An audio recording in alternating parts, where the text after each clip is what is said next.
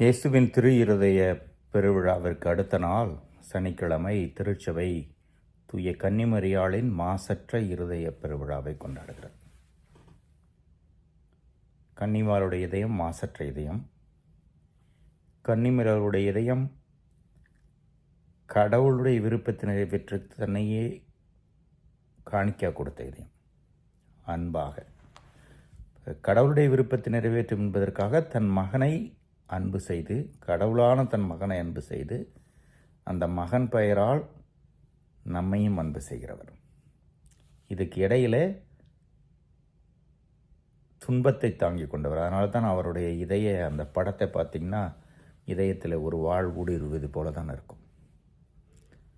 துன்பத்தை ஏற்றுக்கொண்டவர், கடவுளுடைய விருப்பத்தை நிறைவேற்ற தன் மகனுக்காக வாழ்வில் ஏற்பட்ட கஷ்டங்களை எல்லாம் ஏற்றுக்கொண்டவர். சிலுவையின் அடியிலே தன் மகன் இறந்த பொழுது அதனை அன்போடு ஏற்றுக்கொண்டு கடவுளுடைய விருப்பம் என்று நாடியவர். மகனுடைய இந்த உலக வாழ்வுக்கு பிறகு, அவருடைய விண்ணேற்புக்கு பிறகு அவர் விட்டு சென்ற திருத்தூதர்களோடு துணை நின்றவர். அதோடு அவருடைய பணி முடியல, இன்றளவும் தொடர்ந்து செய்து கொண்டே தான் இருக்கிறார்.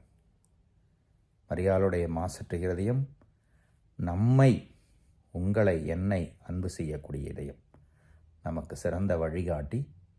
இறைவனுக்கு நன்றி சொல்வோம்.